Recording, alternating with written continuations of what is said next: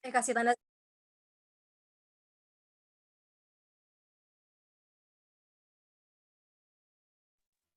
Bismillahirrahmanirrahim. Assalamualaikum warahmatullahi wabarakatuh. Selamat malam teman-teman, selamat malam juga kepada Ibu dosen Nurhayati Solihah. Semoga kita semua dalam keadaan sehat walafiat.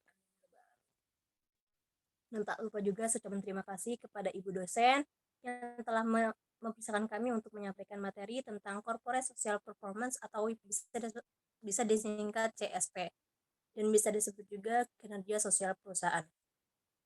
Sebelum kita menyampaikan materi, alangkah baiknya saya perkenalkan terlebih dahulu anggota kelompok kami. Yang pertama ada Muhammad Faik Nugraha, yang kedua ada Rifki Ardiansyah Putra, yang ketiga ada Hafiatul Janah, yang keempat ada Yudhistira Saputra, dan yang terakhir Zurwatika saya sendiri.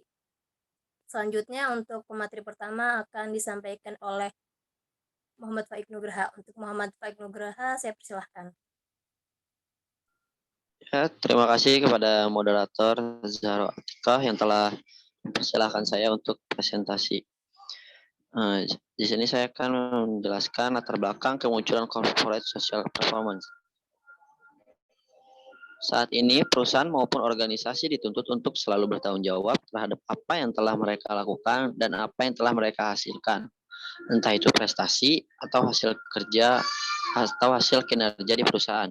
Corporate Social Performance atau CSP juga bisa disebut dengan kinerja sosial perusahaan, di mana dalam CSP tersebut terdapat 3 komponen utama, yaitu kinerja sosial, kinerja lingkungan, dan kinerja ekonomi.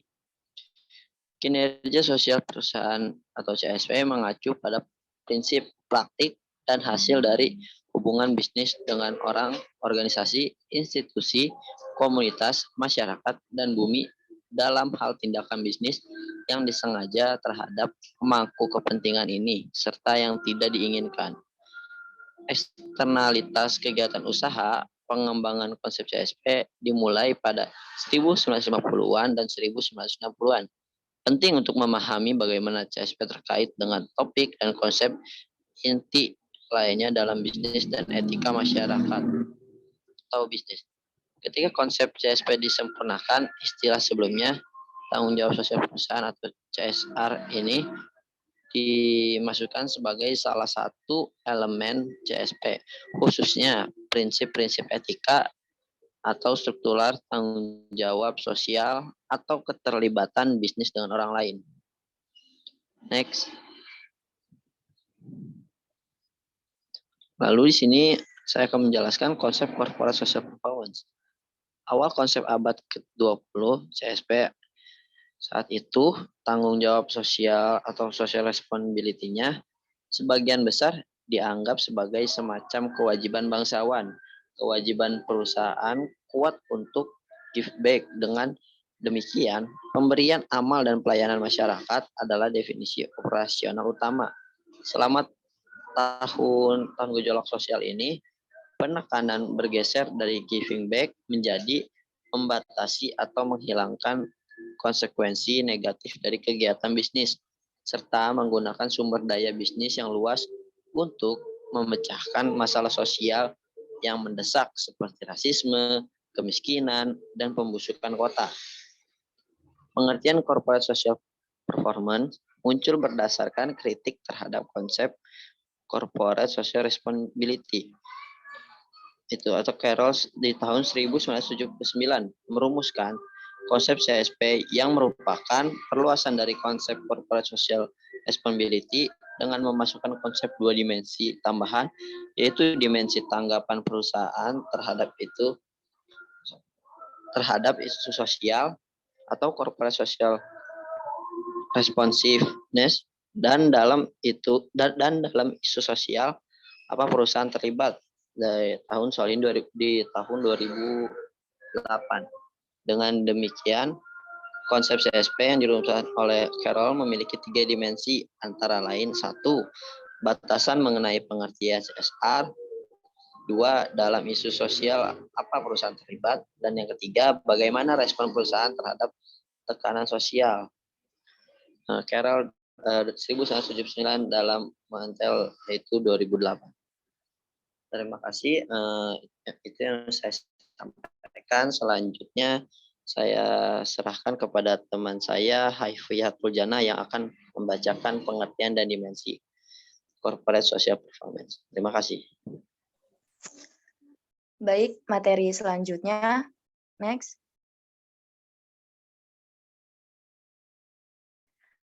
Selanjutnya materi yaitu pengertian dan dimensi corporate social performance. Pengertian corporate social performance muncul berdasarkan kritik terhadap konsep corporate social responsibility itu. Carroll mendefinisikan CSR sebagai persimpangan pada saat tertentu dalam waktu 3 dimensi, yang prinsip tanggung jawab sosial perusahaan untuk dipahami pada 4 tingkatan yang terpisah, yaitu ekonomi, hukum, etika, dan kebijaksanaan. Dimensi yang kedua yaitu jumlah masalah sosial yang dihadapi perusahaan, contohnya diskriminasi sosial, dan lain-lain. Kemudian dimensi yang ketiga, falsafah yang melandasi responnya, yang tersusun melalui rangkaian kesatuan menurut antisipasi perusahaan, seperti masalah-masalah penyangkalan kebohongan yang menjadi tanggung jawab perusahaan secara keseluruhan.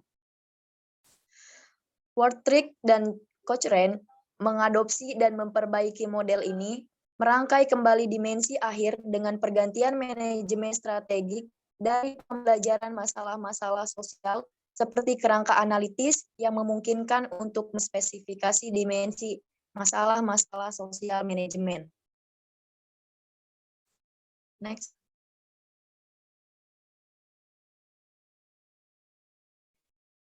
Wood mengusulkan CSP yang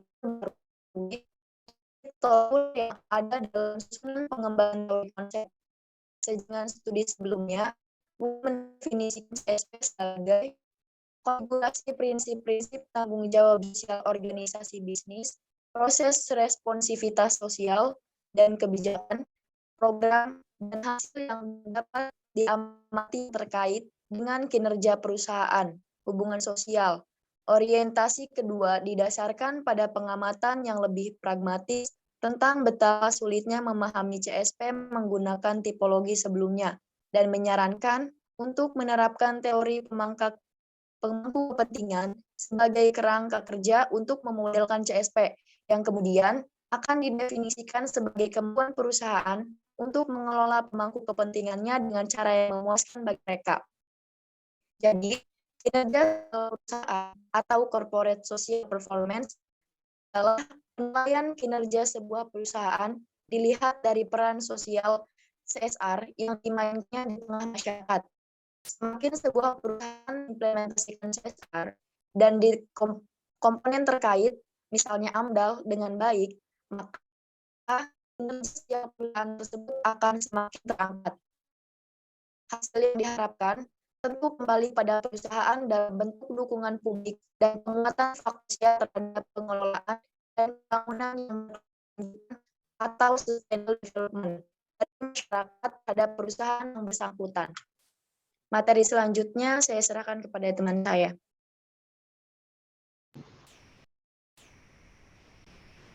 Selanjutnya keterkaitan CSR dan Corporate Social Performance.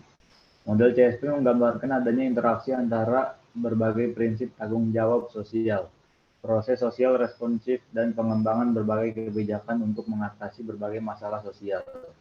Kemudian CSP yang dikemukakan oleh Wortrick dan Cochrane disempurnakan lagi oleh Wood pada tahun 1991 yang memberikan rumusan CSP sebagai berikut. Suatu konfigurasi prinsip-prinsip tanggung jawab sosial, proses sosial responsif, serta berbagai kebijakan, program, dan hasil-hasil yang bisa diobservasi sebagai hasil dari hubungan sosial yang dilakukan oleh perusahaan. Keterkaitan erat antara penentu CSP dan moderator tautan CSP atau CFP. Determinan dan moderator secara konseptual berbeda. Sementara determinan mempengaruhi tingkat CSP itu sendiri. Moderator mempengaruhi hubungannya dengan kinerja keuangan. Mengidentifikasi moderator berbagai berarti menyatakan dalam kondisi apa hubungan tertentu mungkin ada.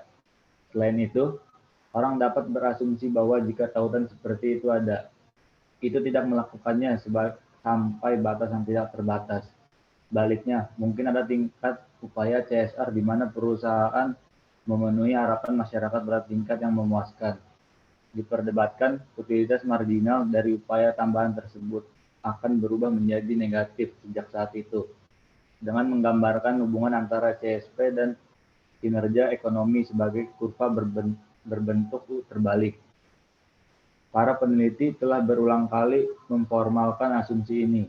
Namun studi empiris pada CSP atau CFP link jarang menggunakan fungsi seperti itu. Materi selanjutnya saya serahkan kepada rekan saya Yudhistira. Kepadanya dipersilakan.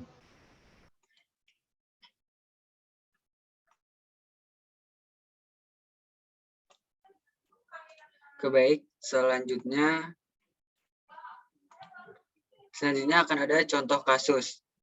Sebagai contoh, PT Freeport Indonesia merupakan salah satu perusahaan tambang terbesar di Indonesia yang berlokasi di Papua, yang memulai operasinya sejak tahun 1967.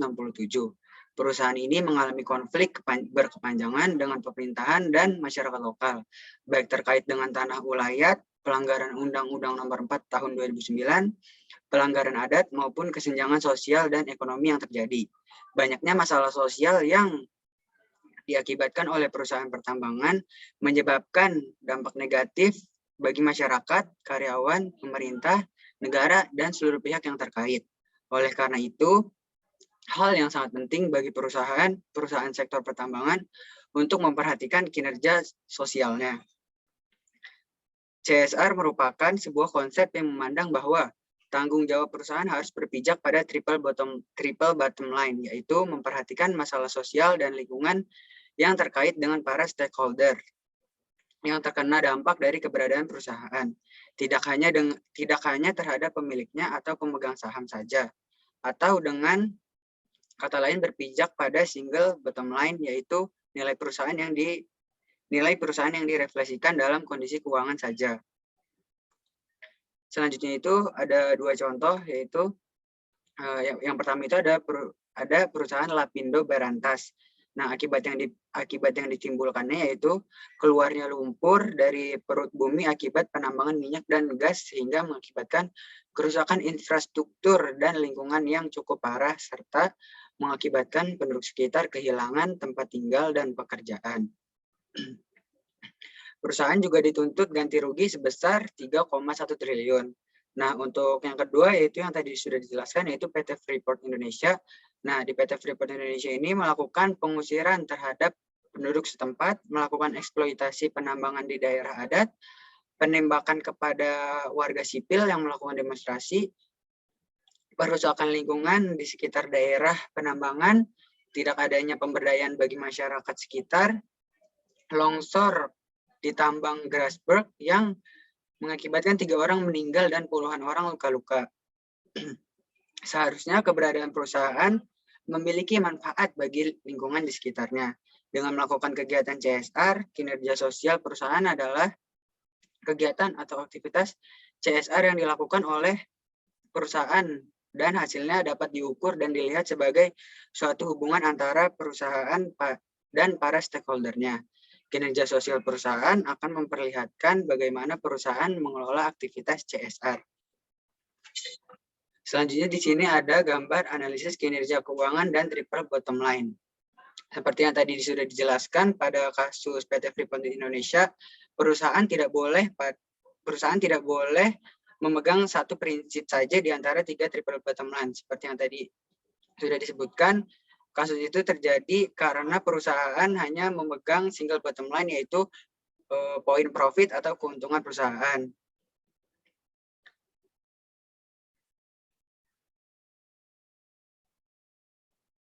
Karena seharusnya triple bottom line menjadi hal penting yang harus seimbang di antara ketiganya, yaitu poin profit atau keuntungan perusahaan, people atau kesejahteraan masyarakat, dan planet, keberlanjutan lingkungan.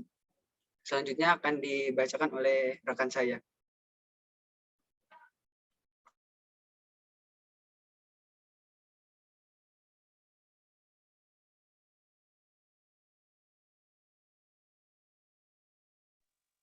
Setelah penyampaian materi dari teman-teman, Di sini saya sendiri akan memberi kesimpulan tentang materi Corporate Social Performance atau kinerja sosial perusahaan. CSP juga bisa disebut dengan kinerja sosial perusahaan, di mana dalam CSP tersebut terdapat 3 komponen utama, yaitu kinerja sosial, kinerja lingkungan, dan kinerja ekonomi. CSP ini mengacu pada prinsip, praktik, dan hasil dari hubungan bisnis dengan orang, organisasi, institusi, komunitas, masyarakat, dan bumi dalam hal tindakan bisnis yang disengaja terhadap pemangku kepentingan ini, serta yang tidak diinginkan, eksternalitas kegiatan usaha. Jadi, CSP ini merupakan penilaian kerja sebuah perusahaan dilihat dari peran sosial, CSR-nya yang dimainkannya di tengah masyarakat. Sekian dari penyampaian materi dari kurang lebih maaf. Wassalamualaikum warahmatullahi wabarakatuh.